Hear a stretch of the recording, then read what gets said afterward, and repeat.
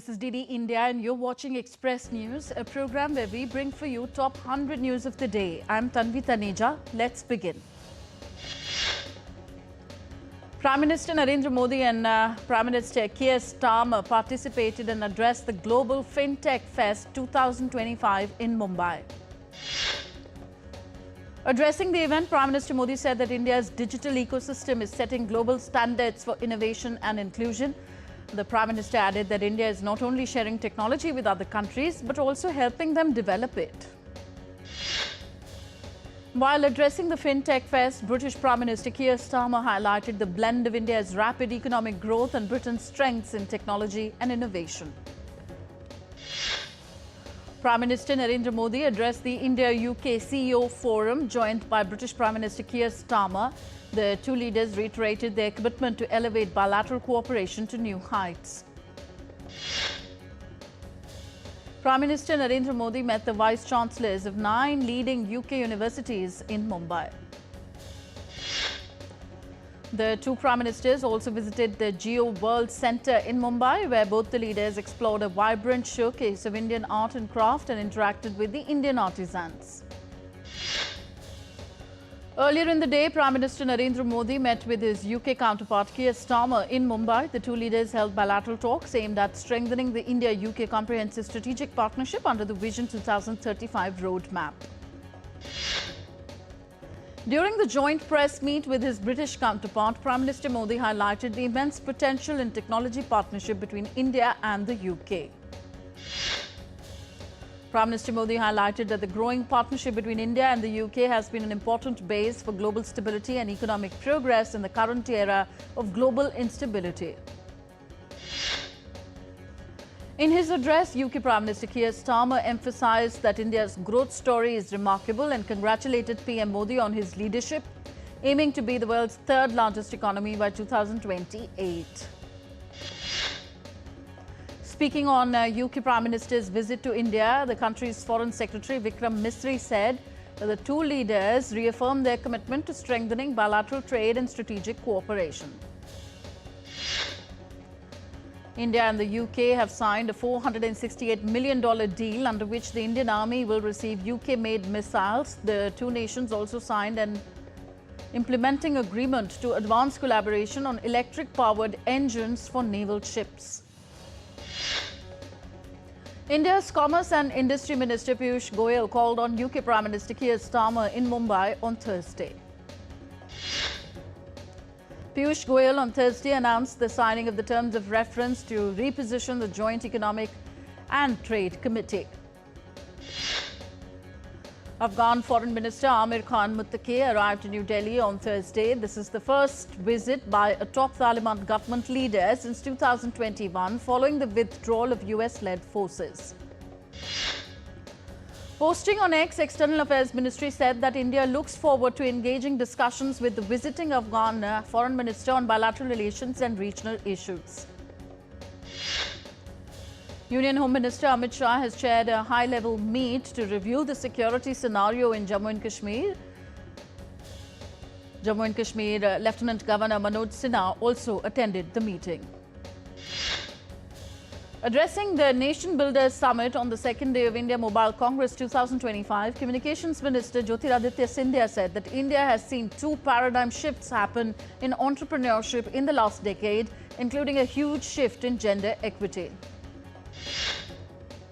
Agriculture Minister Shivraj Singh Chauhan addressed the 120th annual session of the PhD Chamber of Commerce and Industry at Bharat Mandapam in New Delhi on Thursday.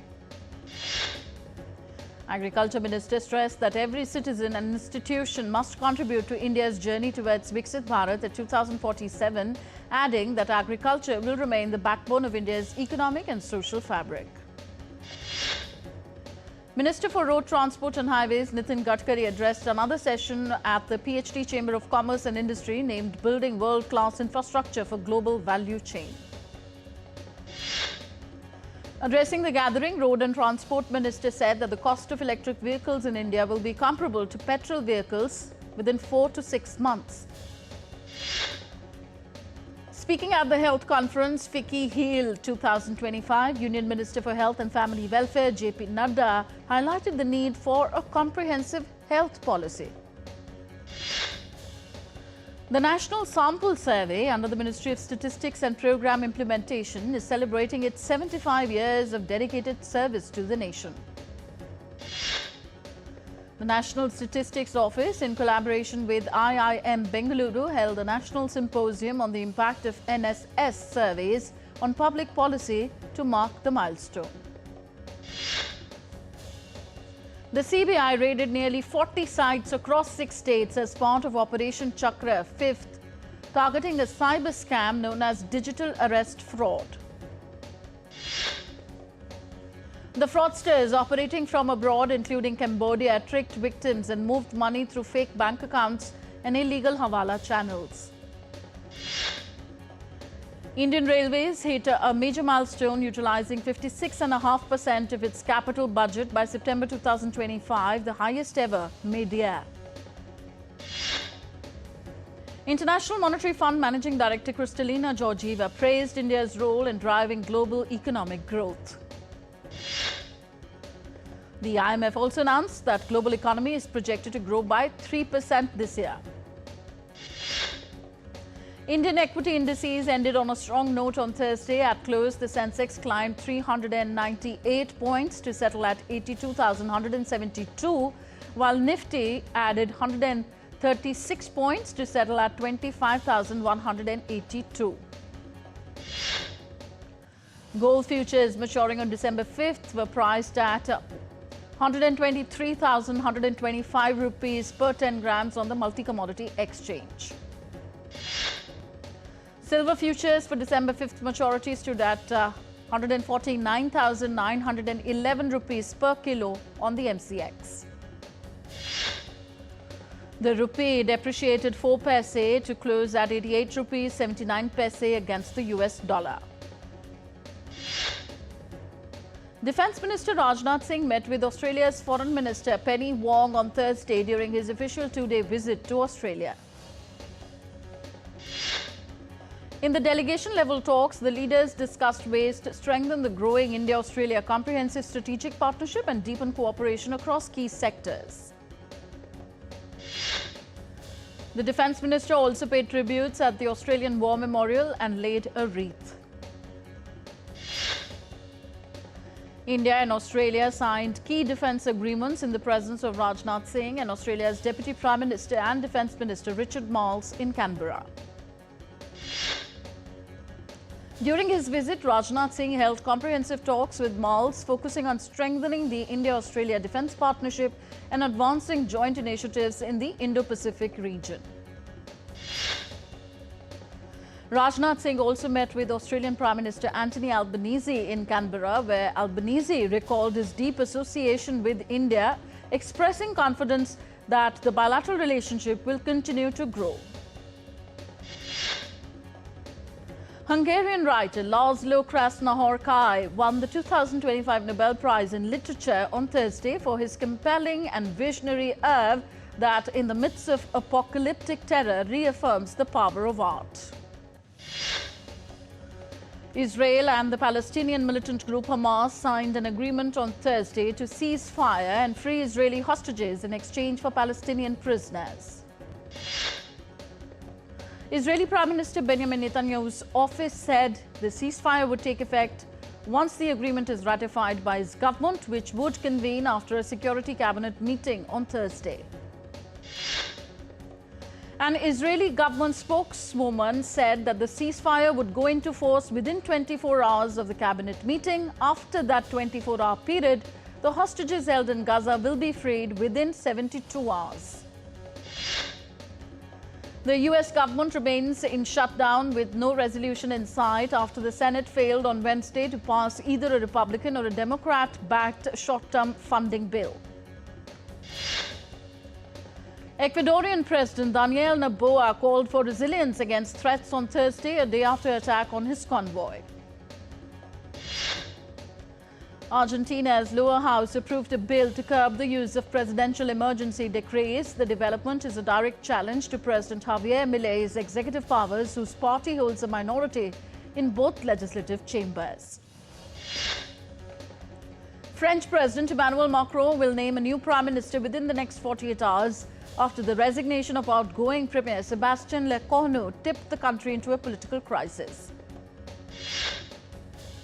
EU Chief Ursula von der Leyen faced 2 confidence votes on Thursday in the European Parliament, which she survived. These challenges posed no serious threat to her leadership but underscored the tensions roiling the Assembly. And voters in Seychelles returned to polls on Thursday for a runoff between the incumbent president and the leader of the long-time governing party, which has already reclaimed a majority in Parliament. We're heading for a short break here on Express News. We'll be back in just a bit. Stay tuned to DD India.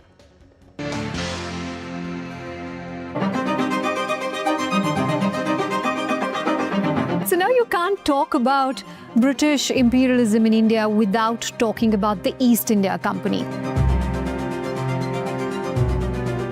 Britain is just dotted with the visible representations of loot from India. The one thing you folks have never done is just say sorry.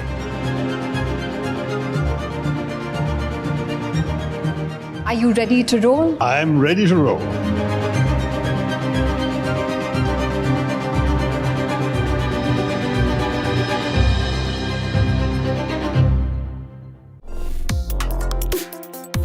Complex issues, hidden agendas, twists and turns, strategic games. We think all dots are linked. We just need to connect them. Join me every week as I connect the dots to unravel hidden designs in statecraft, mysteries, and decode issues that matter to you. Watch Connecting the Dots with me at these times on DD India.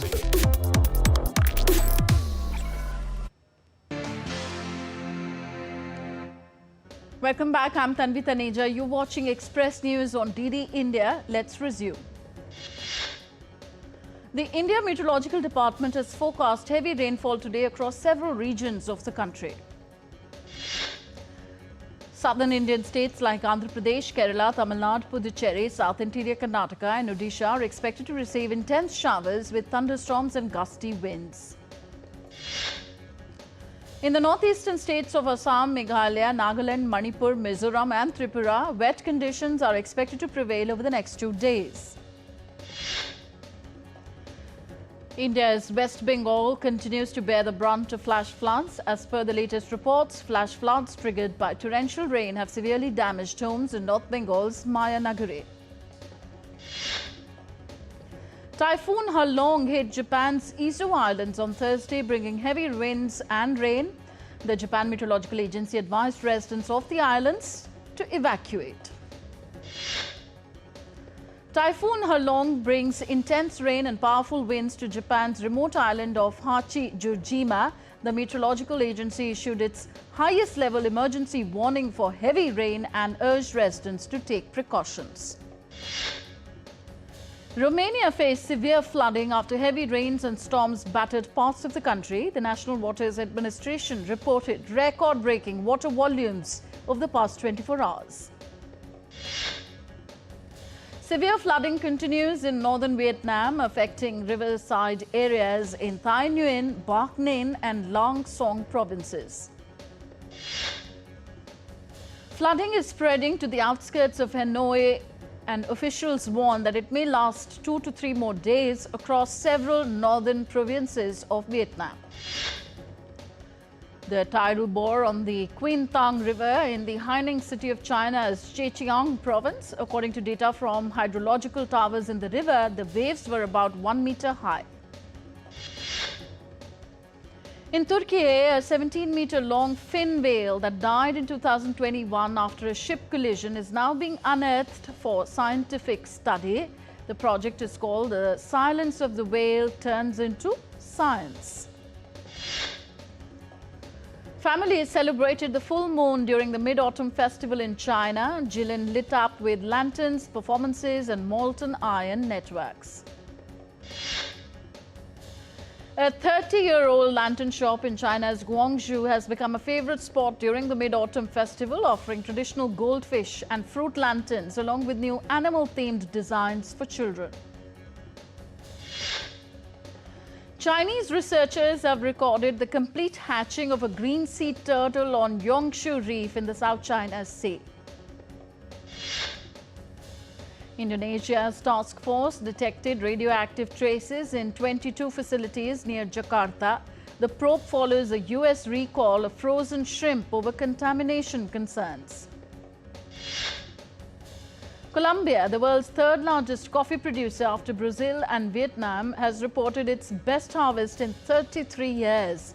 The production reached 14.8 million 60-kilo bags between October 2024 and September 2025. The record output reflects favorable weather and improved farming practices. The surge reinforces Colombia's position as a global coffee powerhouse. In Peru, workers dig through decades of bird droppings on coastal islands to extract guano, a natural fertilizer once central to the nation's wealth. On Peru's Santa Island, about 100 laborers collect and bag the nutrient-rich material under grueling conditions. The site is part of Peru's protected Guano Islands Reserve. Today, the revived trade mainly supports small local farmers. Inside Ferrari's Maranello factory in Italy, the luxury automaker is blending tradition with technology as it prepares for an electric future. The company plans to produce key EV components like motors and axles in-house. Ferrari has delayed its second fully electric model until at least 2028 amid slower demand for luxury EVs. The brand aims to preserve its signature performance and design while shifting from engines to electric power.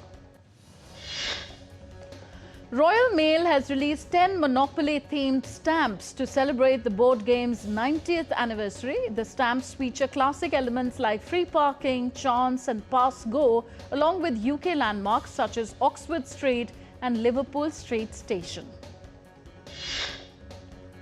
A limited edition postbox-shaped Monopoly token has also been launched, with only 5,000 of such tokens made. Monopoly, first marketed in 1935, now exists in over 40 language editions worldwide. In Ulaanbaatar, Mongolia, a local school has improved student learning and behavior by introducing balanced, nutritious meals served in a dedicated cafeteria. Teachers report noticeable gains in memory, energy and participation among students. The initiative also promotes better eating habits and table manners. Educators say the approach highlights how healthy meals can enhance education worldwide.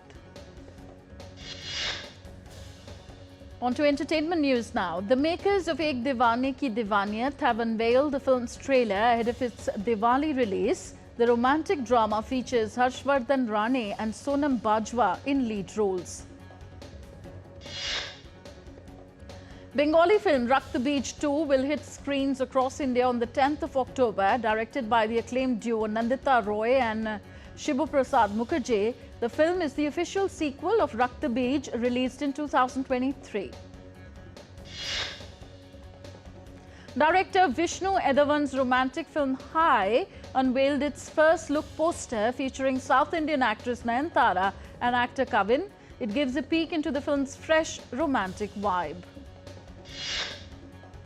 The trailer of the trailer of All's Fair, starring Kim Kardashian and Sarah Paulson, has been released.